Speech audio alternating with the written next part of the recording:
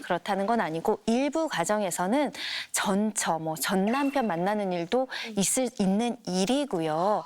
그리고 중요한 것은 재혼이 만약에 또 파국으로 가서 이혼을 하게 되는 경우에는 또 위자료, 재산 분할 또는 상속 문제까지 정말 치열한 사건들 꽤 많습니다. 아니 실제로 지금 그 재연을 하신 거잖아요. 실제로 연기하신 정은숙 씨가 그냥 심취해서 연기하던데 연기하면서 어떠셨는지가 궁금해요. 아니 근데 사실 뭐 굉장히 스윗한 남편이었는데 그 뭐 변화돼서 소리 지르고 뭐 이런 거까지도 이해하겠는데 어떻게 전처냐고.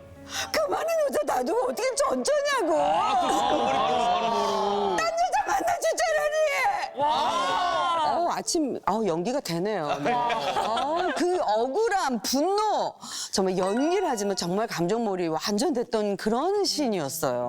네. 굉장히 좀 다정다감한 남편이었잖아요. 근데 갑자기 뭔가 변화된 계기가 사실 좀 궁금하고. 원래 그런 사람이었던 거죠. 그러니까요. 어떻게 계기가 봤으면 뭐가 초반에 있겠어요. 약간의 이렇게 위장을 한 건 아닌가. 사실 저희도 잘 모르겠어서 혼란스럽네요, 사실. 근데 사실 이제 법적인 판단으로 보면은 아내 측이 요구한 그 남편의 공무원 연금은 약간의 그 해석에 좀 차이가 여부가 있는 것 같아요. 연금이 문제입니까? 지금 전 재산을 탈탈 털어 가져가도 저는 문제가 전혀 없다고 생각합니다. 지금 나재훈 씨는 그 남편의 행동 때문에 뇌경색이 와서 후유증에 또 시달리고 있습니다. 아하. 그리고 또 가정주부로서 좀 경제 활동이 당장 어렵습니다.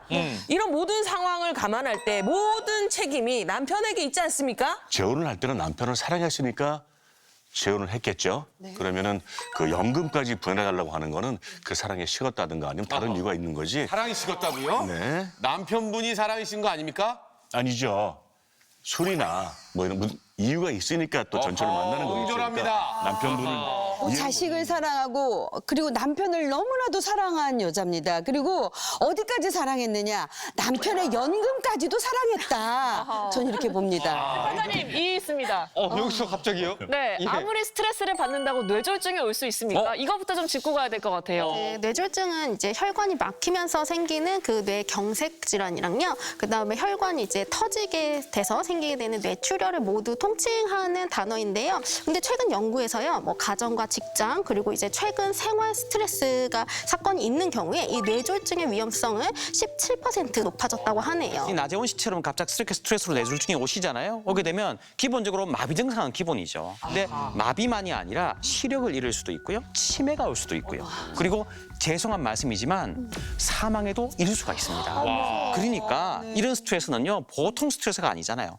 일시적 스트레스가 아니잖아요. 지속적인 스트레스에 충격까지 받은 거기 때문에 전 재산 다 몰수를 해야 돼요. 김 선생님도 재판장님 이미 의료진들의 검증은 끝났습니다. 예. 사실 굉장히 중요한 문제입니다. 공무원 연금 분할 청구권이라는 제도가 들어오고 나서 각종의 분쟁이 굉장히 많은데요.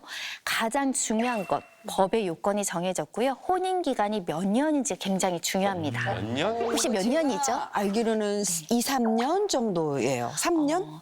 그렇다면 이 경우에는 공무원 연금법상 분할 청구는 불가능합니다. 왜요? 왜냐하면 단기간만 살았던 경우에는 분할 청구권을 행사할 수 없도록 되어 있고 법에는 혼인 기간이 적어도 5년 이상 지속될 것.